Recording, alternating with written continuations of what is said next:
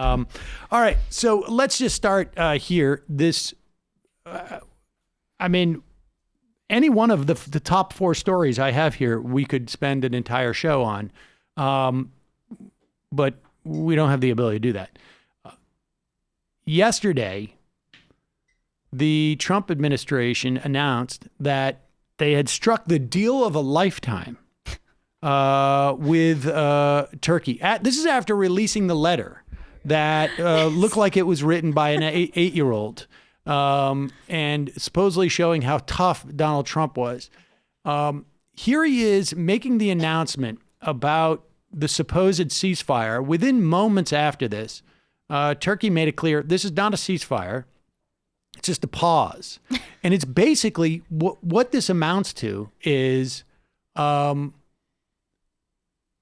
basically saying, like, look, you got 5 days to go. We're going to either ethnically cleanse this area the easy way or we're going to do it the hard way. And that's basically what Turkey is saying. And Donald Trump is announcing this as if it is some type of huge feat of diplomacy. He waved essentially Turkey in. Turkey is a NATO affiliate. I mean, a signed member of NATO. And the idea that the United States wouldn't have the ability to say to Turkey, no, you're not doing this, and it didn't have the leverage is, of course, absurd. But here's Donald Trump trying to spin this in some way, and nobody seems to be buying it. I mean, I imagine the people who don't care about it at all buy it, some of his supporters, but nobody seems to be buying this. But this is an incredible outcome. This outcome is something they've been trying to get for 10 years, everybody, and they couldn't get it. Other administrations, and they never would have been able to get it unless you went somewhat unconventional. I guess I'm an unconventional person. I took a lot of heat from a lot of people, even some of the people in my own party, but they were there. In the end, they were there. They're all there. Look, this is about the nation. This isn't about Republicans or Democrats. This is about our nation. So we have a 5-day ceasefire. During that 5 days, the Kurds and other people they're going to be taken great care of. They're going to be moving around, moving out of a safe zone, which is something that Turkey has always wanted. The ISIS, they call them Daesh, but we call them ISIS. The ISIS fighters that we have captured, they'll be under very, very strict control of various different groups, but we will be watching. We will be in charge. He also went on, and part of the clip also where he basically says the Turks need to go in there and cleanse it. I mean, he literally says the word cleanse. And I thought that was the clip that we had there, but I think it was just a different part of what Trump is saying there. But it's stunning. So he knows enough to use the word cleanse. This is why when people say, "Oh, he's an idiot," he doesn't know. He knows. He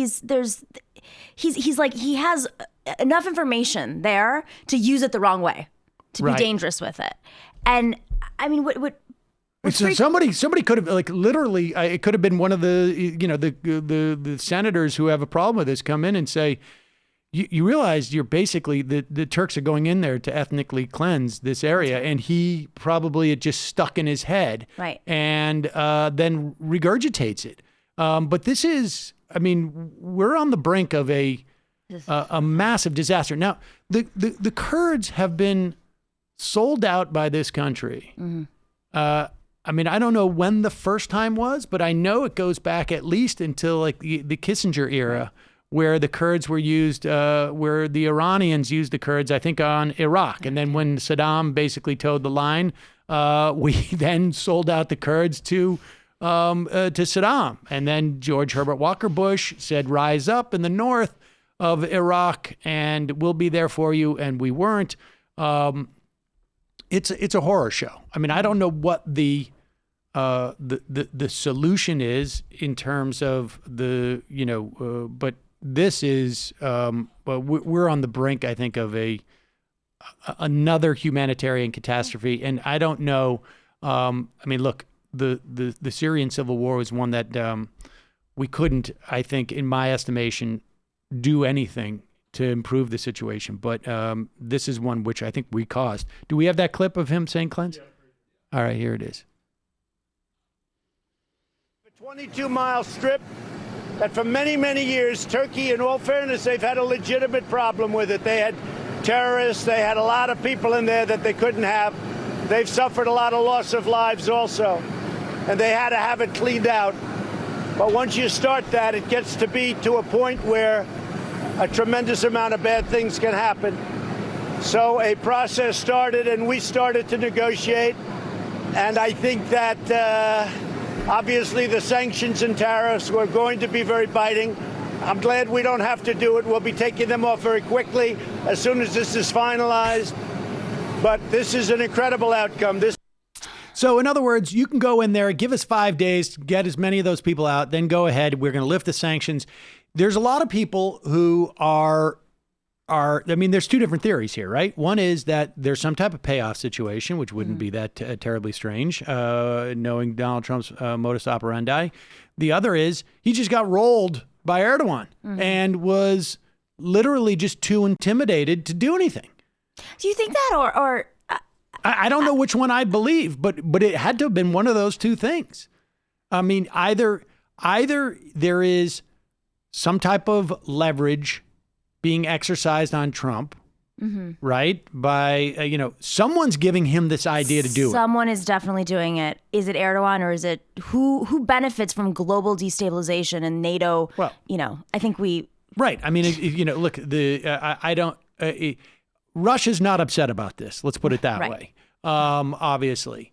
But it could just be that Erdogan just sort of muscled him in. It could be that he has a hotel there. But the idea that there is some type of policy prescription here that he has thought out or that his people have thought out, or the idea that he thinks his people who vote for him are really that heavily invested in those, several hundred U.S. military personnel who are going to leave very small, Syria. I mean, you never want to minimize any sort of presence, military presence, but it's pretty small. And they were basically on a peacekeeping mission. Exactly. I mean, so of all the things places you could pull our military out of, I mean, it was a combat theater, but they were not actively engaged in combat.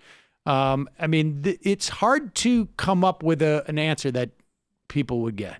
It is fun to hear him talk about it like he's a goddamn game show host, though.